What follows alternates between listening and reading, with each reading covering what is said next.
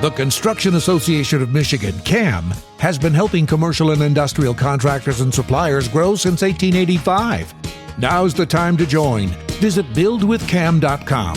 If you're a construction company looking to grow, CAM offers resources to help you build your staff, find more projects, and expand your network. Join today. The Construction Association of Michigan. They're one industry, one resource, one CAM.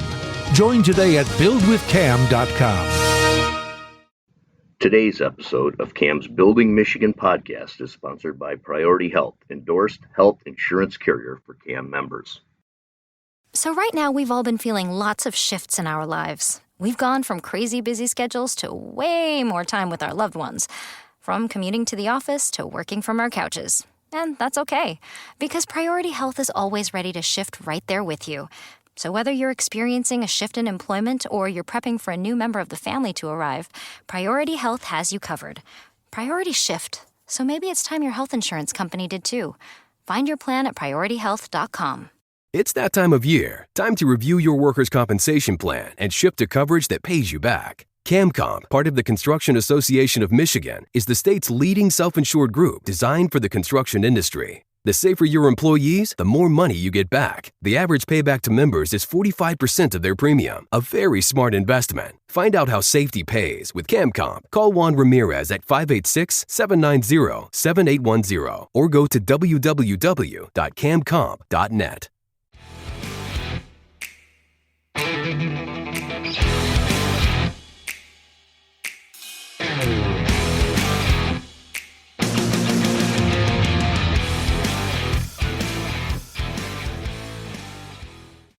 Hello, and welcome to our fifth episode of CAM's Building Michigan podcast, produced for Michigan's construction industry by the Construction Association of Michigan, CAM. My name is Kevin Koehler. I'm the president of CAM and your host for Building Michigan. Our podcast is designed for the construction industry here in the Great Lakes State. Each 20 to 30-minute episode features conversations with industry leaders discussing construction projects, trends, business development, workforce, safety, legislation, products, equipment, and other industry-related topics. Thank you for listening, and let's get started with today's episode. This is Season 1, Episode 5, Technology in Construction. We're super excited to have with us today two experts in construction technology.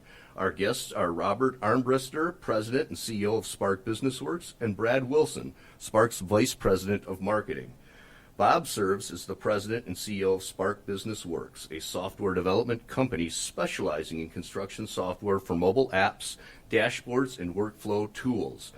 The Kalamazoo-based company builds custom software for construction clients that streamlines processes, automates tasks, and delivers data to decision makers. Spark was recently selected for the 2021 Inc. magazine 5,000 Fastest Growing Private Companies in America list, and recognized by CIO Review as a top 20 construction technology firm. Wow, that's awesome, guys. Congratulations, and welcome to today's Building Michigan podcast. Great. Thank you, Kevin. We're excited to be here. Thanks for having us, Kevin. It's great to be back at CAM. Just a couple weeks ago, we were here with the Dream Cruise right here on Woodward. So it was a great day and a great time, for sure. Fun. Yeah. Well, I really appreciate taking time for being with us today. I also want to thank you for being a member of CAM and active with our organization. We do appreciate that. And I also want to thank you for developing a mobile application that we actually utilized here at CAM. Spark designed and deployed to help construction managers implement health screening requirements to protect workers during the pandemic. So our people were actually using a QR code, popping the application right on their cell phone. They could quickly fill out 4 or 5 questions that MyOSHA required before they entered our site, and then they could come into our site and go through the testing process. But great tool. It was a great way to track everything, become MyOSHA compliant. And I just want to thank you guys for allowing us to utilize that. And I understand you made it available to construction companies around the country. Is that correct, Bob? Yeah, absolutely. So we started hearing from our clients right away that they had concerns around, job site trailers filled with people filling out, self-declaration forms. And so in a matter of a week or so, we started to just dive in. We got a team together, developed something that could be used, and we started giving it away for free because we wanted to get get this industry back to work at that time. And so, yeah, I think that's been on over 1,000 job sites. We've helped hundreds of thousands of people re-enter the workforce safely, and have found some great new clients out of it too. So we're happy to do that. Brad, that was really terrific. I mean, you guys made it available to construction companies for free, and I think you did. If there was some customizing that needed to be done, maybe there was you did have some subtle charges there. But what a wonderful tool, and what a great way to introduce Spark and to get Spark's name in front of people. I know that we put it on our website. I think we had a press release about it, and several of our members jumped at the opportunity to utilize that. And Brad, as I understand, it was utilized not just here in Michigan, but all over the country. Yeah, that really happened pretty organically and really rapidly there in 2020. As Bob mentioned, the job sites were needing to adapt quickly. So, Bob from the beginning kind of put the vision out there that we needed to have something that would be lightweight enough to be able to rapidly deploy so that the field workers could adopt this very quickly. And really it kind of happened through different organizations. So right here in Michigan through CAM, but other partners too in the East Coast and in California. And each state, of course, has different requirements. So a lot of the customization was happening over the last year and a half around specific requirements based on state and regional type laws that needed to be followed. And then subsequently, a lot of the customization has happened around other types of data that people want to collect. So we didn't really anticipate that at first. We kind of thought, no one really knew what was going on with COVID. But once their teams had this in the field, and then they started asking other questions. Well, what other types of data can we collect digitally instead of kind of the more traditional ways with paper and spreadsheets and stuff? Sure, that's pretty awesome. I kind of jumped ahead of myself. I got into the whole app, the mobile app that you guys developed. But Bob, I want to come back to you. Why don't you tell us a little bit about Spark? Tell us who you are, what you guys do, what you're experts in, and then we can talk a little bit more about trends in technology and what's happening. Yeah, definitely. Because I'd love to talk about that. That was an ultimate case study for how you deploy technology at scale in the construction industry. And so we learned a lot from that, and happy to share some of those insights. So Spark BusinessWorks was actually spun out of a large CM firm, a national construction management firm, and I've been leading the technology there, and we had been deploying and helping some of their trade partners in the supply chain improve their technology. They kind of saw what that firm was doing and asked us to kind of dive in and help, and then we kind of realized this opportunity where the construction industry typically had been kind of laggards in technology adoption, and I don't think it's because they didn't want to. I think the industry is tough. The construction business is difficult. It's difficult to adopt technology because of all sorts of things, right? Environment, workforce, every project's different. And so we started to really see that need in the industry, and so we started Spark and started to build a team around that. And in just a matter of about 5 years now, we're much larger than we were, and we're helping a lot of people across the country. And focusing on construction has been a big goal of ours, and we've had a lot of success there. Yeah, I guess so. I mean, you're on the Fortune 5,000 fastest growing companies in America list. That's pretty impressive. So do you mind if I mention the company, the construction company? Absolutely. So it was CSM Group, right? Yep, so CSM Group. And you were their chief information officer, and working with your subs and other people in that industry, you saw a need, and what a perfect way to seg into absolutely. CSM has always adopted technology and always tried to be kind of a leader in that technology adoption. So it was a great culture to try things out in.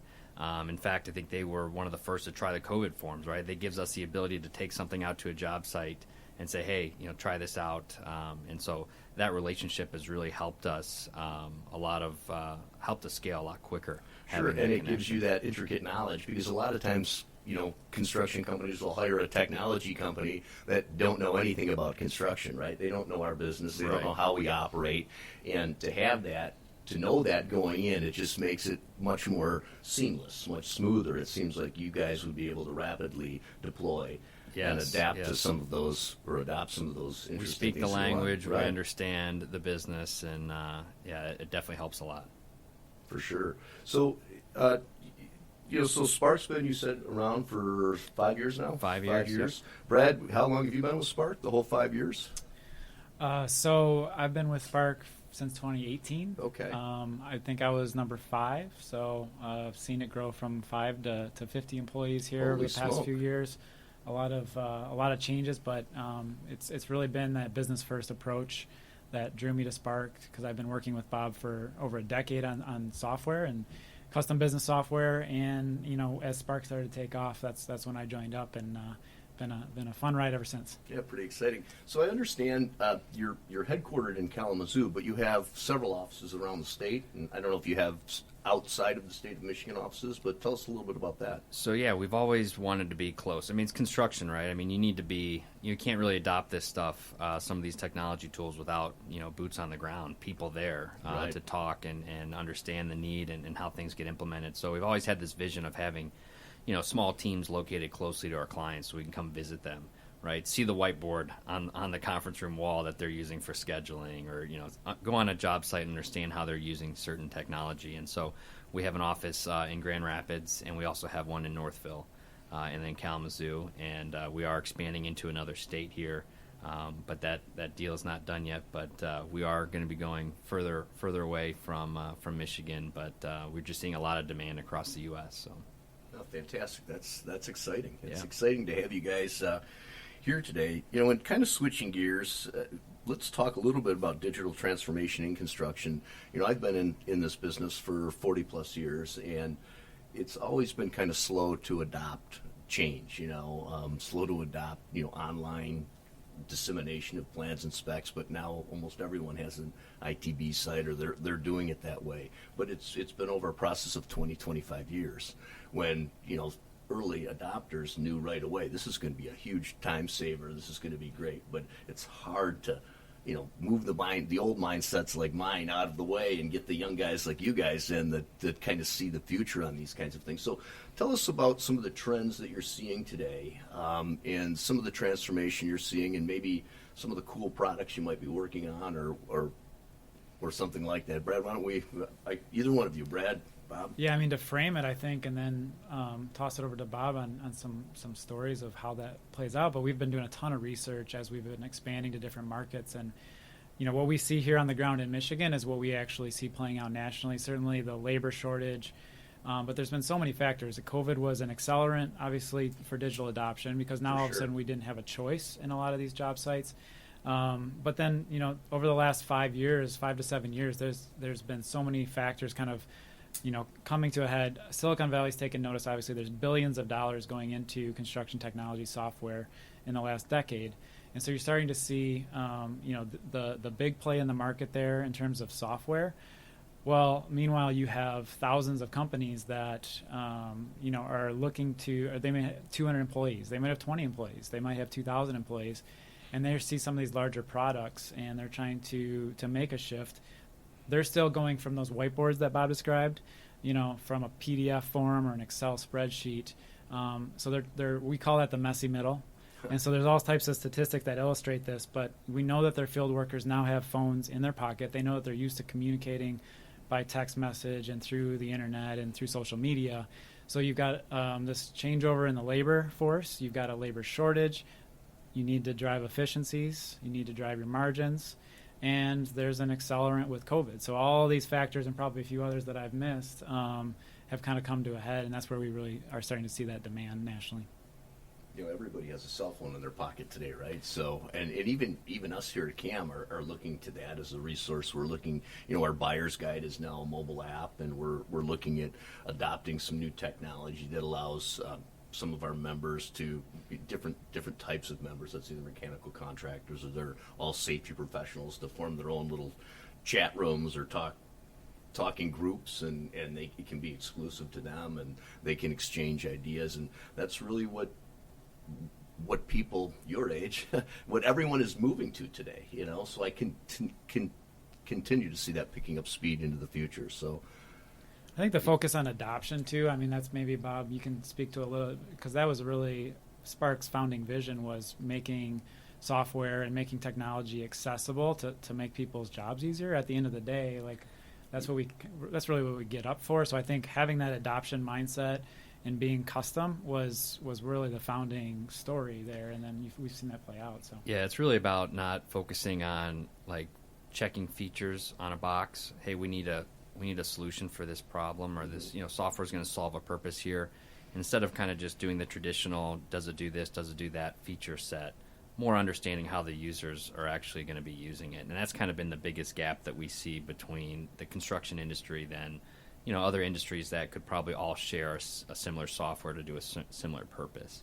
And so understanding the user and how difficult it is in construction to adopt technology compared to other industries, I think is kind of the secret sauce to getting adoption. And we saw it with the COVID safety forms, right? I mean, we were deploying to thousands of people every day.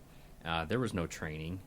There was no onboarding experience. There was and the reason why that worked, right, it was a few things, and it was because it was fast, it was easy, and it was simple, right? And so people were able to adopt this. We didn't have to do training. They just got it because the software was easy to use. It was easy to onboard.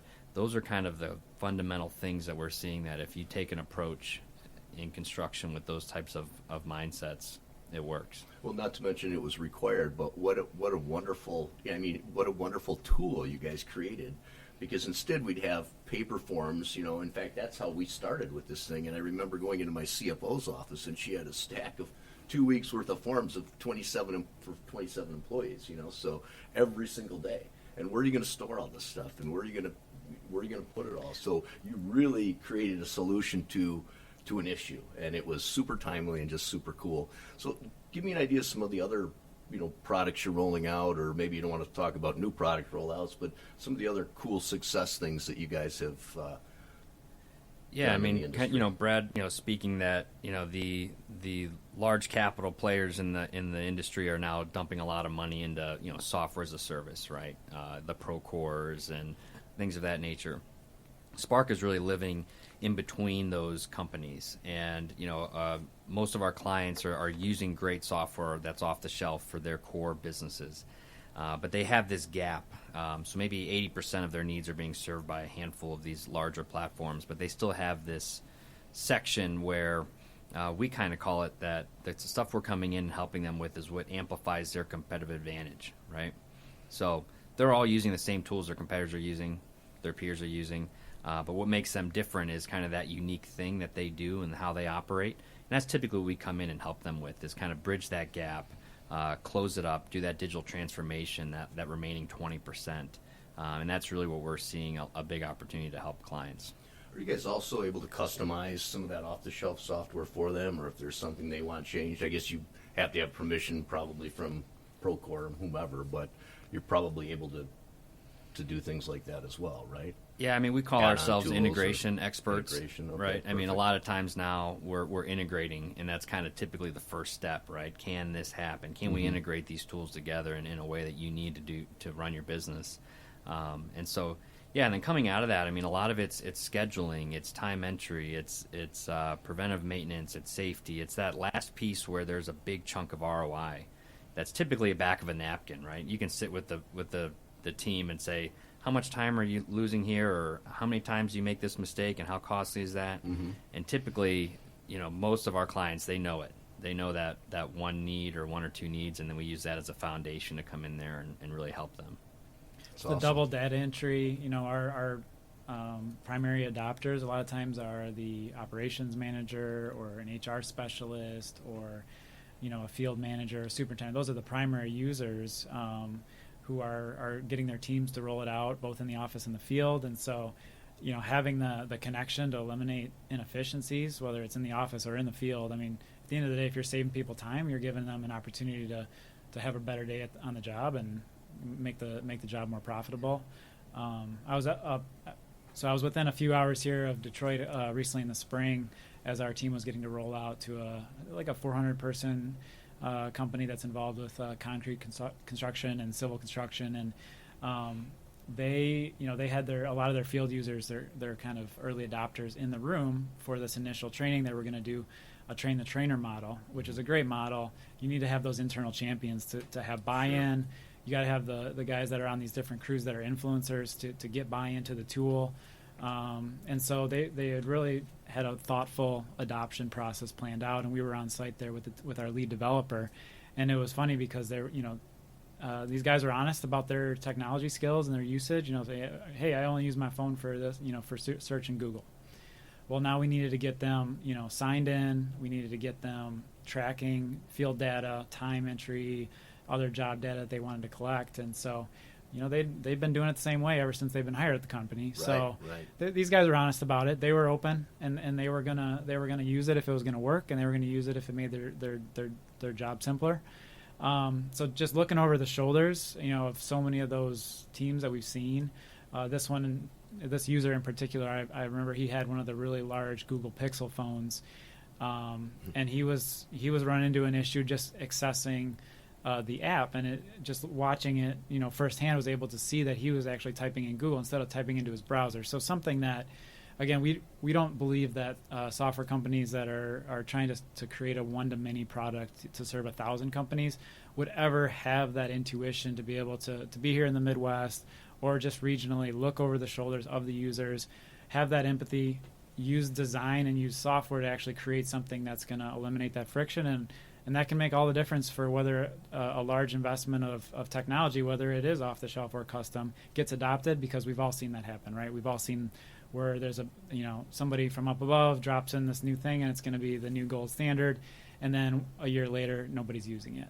And we know that can't happen, because this is a make or break time for the industry, and so that our clients are investing, both in the tool itself but also in the process change. So that's why we hire business first, construction savvy PMs to lead those teams. Yeah, I think that's such a profound statement, because you're right. I love the word influencers. You need guys who are influencing other people to utilize it. You need early adopters who are your point people for it. But to have you guys, to have Spark that have developed the software there when they're rolling it out, and they're having these rollout meetings and helping people that need the help to get it established and get it rolling. I mean, that to me shows your commitment, to your product and your commitment to your customer, but more importantly, your commitment to the industry, because you're trying to get everybody up and working. So we didn't talk about this beforehand, Bob. I don't know how much of the secret sauce of Spark we were supposed to give away in this episode. Yeah. Well, that's one thing, though. I mean, we partner with our clients, right? And the key to adoption, right? Because that's the biggest risk of any executive making a call on an investment, is that this thing's not going to work. Right. And it can check all the boxes for features, but if it doesn't get implemented, it doesn't work. And so a lot of times, or not a lot of times, pretty much all the time, we make sure our clients don't bite off more than they can chew. Let's start really small. Let's start on one problem. Let's acknowledge all the others. Let's acknowledge a long roadmap. But we can't roll out a thing and try to have this be some massive home run.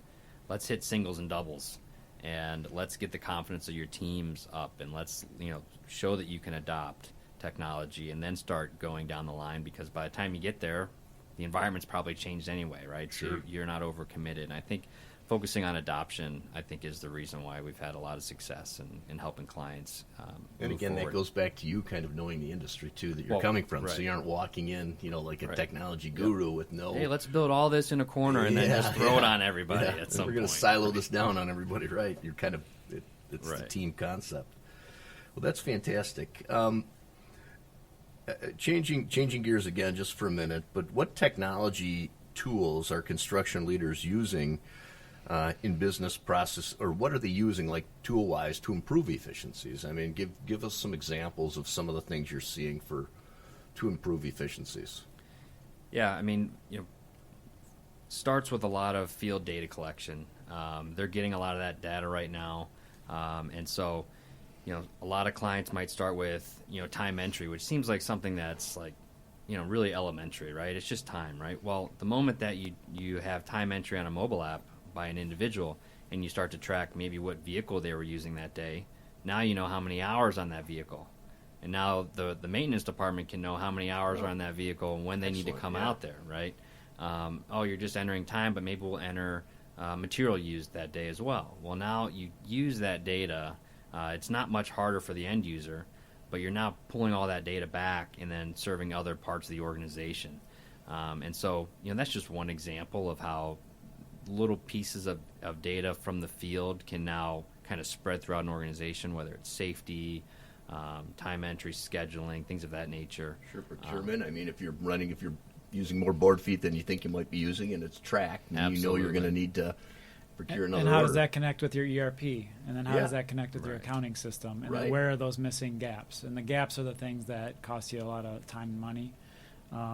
So speaking of data, I know there's some data folks in the room or maybe listening, but 29% of small and mid-sized trade contractors are investing in software to automate business processes. That's the space that we're playing in a lot of the times, Kevin. And what we see there is that 29%, we're not at this bleeding edge anymore. So what's happened over especially the past 3 years is this is now that early majority. So if you think of an adoption curve, so now there's some of that market pressure for other mid-sized mechanical contractors see that someone down the road has a field app that's custom to their business and capturing some of that secret sauce. So that we believe is what's one of those trends that's starting to happen. In addition to the big players, right? So you've got the big players pushing down the bigger software that is going to do that 80%. But then the business process efficiency, the small wins, the singles and doubles. I was a leadoff hitter. I would hit singles and doubles all day. Yeah, for sure. So. Yeah, I was a manager, I'd want you as my leadoff hitter. And I talk to a lot of these owners and the executives of these organizations, and it's interesting to see, in marketplaces where, I might meet with competitors in the same industry, and, one that we may be working for, one that maybe, we're working on. And it's kind of funny to hear, them talk about a project, because I'll ask them about a big project. Hey, who got that job? And they'll say, oh, so-and-so got it, but they underbid it. They're not going to make any money on that. And I'll go over to that company that maybe we're working for and saying, hey, how's that project? Oh, is this project going to be great? And so it's kind of funny. And then you see, the adoption of technology or the difference in those firms. And I think some of them are just kind of brushing it off, like, oh no, those guys, they're way too low, and they're not. But those are the guys that are the teams that are investing in technology and found ways to improve, and they're passing some of that savings on.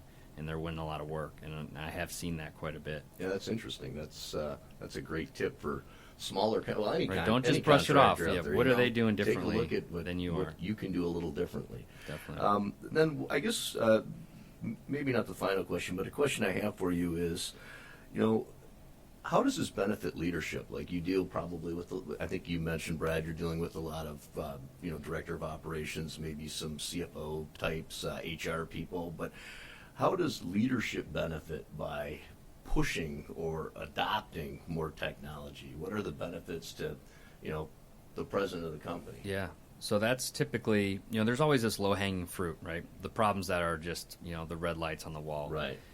Once a lot of that technology gets adopted and teams are more efficient, now you have all this data, right? You have data from Procore, Viewpoints, all those systems you have, plus now maybe a few other systems. So we see a lot of those companies then going up the chain and building out dashboards and reporting tools that are delivering information to some of those decision makers faster. The whole, waiting to halfway through the following month to get financials and how things looked the previous month, like those days are over. Teams are now getting daily reports, weekly reports. They're knowing how those jobs are doing, and they're not finding out 3-4 weeks later. That's typically when we're seeing more executives making decisions faster with more accurate data because they're leveraging all that investment. Probably paying a little closer attention to it because they're able to get real-time data, right? Yep. Data-driven decisions, as I think we Right. mentioned earlier. Yeah, and cutting through some of that, right? There's a big difference than just dumping a bunch of reports on someone's desk versus, hey, here's an exception report. This report was programmed to only show when these scenarios are happening, so you can kind of slice through a lot of that. Yeah. So that's kind of the big differentiator there. On the other end of the spectrum, let's talk about people. Let's talk about recruitment, retention. Here's another one. 71% of millennials say that the way their company embraces technology is a factor influencing whether they want to work there. And then on the construction side specifically, 63% of construction workers use 3 or more apps on their job site. So it's changing rapidly. The mobile devices have changed at the smartphones, and just the acceptance of that as the norm. And so for culture, recruitment, retention, and just the way you operate, like the mindset, Bob talks a lot actually about thinking like a software company. We're surrounded by software and technology in our lives, and just because the work you do is maybe with your hands and you're building physical things, it doesn't change that their world is digital. So we see that as another piece to that stickiness of a company, not just competitive stickiness, but also internal and team stickiness and recruiting and bringing people to a more innovative environment. It can still be dirty and innovative at the same time. Sure. So. Yeah, that's one thing with the labor market. Most of our clients, they have this, the group of the older generation that has been doing this for a long time and knows all the ins and outs, and then you have this younger generation that doesn't want to see paper, and they want to see it on a screen. And so, if you're listening to this and you have that environment, you are not unique. I mean, that is happening in every company where there's this balance, and the challenge between those two forces. And like Brad said, thinking like a software company, and a lot of our clients will ask us, well, what's the training plan? And well, we're going to have a training plan, but think about, did anyone train you on how to use the Facebook app? Did anyone train you to how to use your mobile banking app? So the goal when we're rolling out apps is making it intuitive enough, just like the safety forms, that you didn't need training. Obviously still having it, but just that mindset of how to get it adopted, and then the spectrum of users from a younger tech savvy to Guys like me. I didn't say that, but guys that might have a harder time, or not have the confidence that maybe the younger generation does when it comes to new stuff. So. I hate the word to use profound, but it's interesting to hear you guys talk like that, because it's really true. I mean, today you're competing for employees constantly, and to be able to keep your employees interested and on the cutting edge of some of these things, you don't really think of technology as a recruitment or retention tool, but it certainly is. And I think that's a pretty strong statement. There's enough barriers to entry in the industry already. Trying to force somebody to open a janky PDF or a spreadsheet on a phone instead of just giving them the 2 buttons that they need to hit. Like, let's reduce that friction where it's feasible and where it's going to have an ROI. And that's what you guys do, right? That's what you work with your customers to do. Hey guys, before we close this thing out, I do always like to give you a chance to have any closing remarks or any words of wisdom for our readers out there. So, Brad, why don't we start with you? We'll end with Bob. But any words of wisdom or anything we didn't cover that you want to just mention today? Man, Kevin, I appreciate you having us out. This has been a lot of fun, and we've been to a lot of CAM events over the past several years. Yeah, by the way, I didn't mean to cut you off, but you guys are out at our trade shows and stuff, and I would encourage any of our listeners, if you want to get in touch with Brad or Bob, certainly you can call me or Tracy, and we can put you in touch with them. But if you're out at the trade show, stop by one of their booths, take a look at some of the cool stuff they have to show you. And I don't mean to give you, I guess I'm giving you a plug, but well, those events are always fun. I appreciate your participation too, and so does our membership. Absolutely, and we think that those are so important because there's such a good mix of people that come to CAM events. We've seen it's all the way from executive level to field workers and everywhere in between, and so I think that's what we love about it. Certainly, being out and being present and face to face was missed, so it was good to see you guys this summer and see the CAM community. But I would just say that I think the construction technology, I'll call it an interest group for lack of a better term, but there's a lot of folks in the Midwest and there's a lot of folks in Michigan who have a strong interest in this topic. They're probably leading from within. They may not be at the executive level right now in their company, but they are influencing at the very least that adoption, and it's making a difference in those companies, even if that's a small firm. But certainly there's a lot of big firms that are doing some really interesting things in the state, and I think that community could come together a little bit more frequently and share thought leadership around that. And certainly I think CAM is one of those kind of watering holes that people can come to. And we know that there's a lot of companies out there doing some cool stuff, and whether it's with software, whether it's with IT, whether it's with hardware, there's a lot of that happening, and we'd love to see Michigan be a leader and not be a flyover state when it comes to that. And I think we actually have the power to do that. So, yeah, Brad, I think I mean, we've talked briefly about that before, but I would love to work with you on that and try to see if we can't create some kind of an incubator here that we can get people like yourself and people throughout the construction industry together to talk about some of the cool things they're doing and some of the neat things, and maybe report back to the membership via the magazine or a blog or something. Link to come in the show notes. Yeah, right? We'll put a call to action. There you go. Perfect.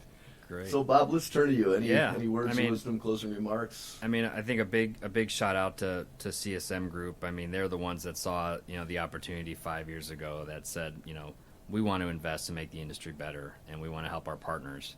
And that's kind of what started this. And I think that's stayed in our culture and stayed in our brand and kind of our mission. So, I think one thing too, if you're listening, you're not alone. I mean, I think a lot of times firms in this industry, regardless of size, feel like these are challenges that they're the only ones dealing with, and they're not. And a lot of times we just sit down and show them examples of ways other people have solved those same problems, and they're just like, I didn't even know this was possible. Mm-hmm.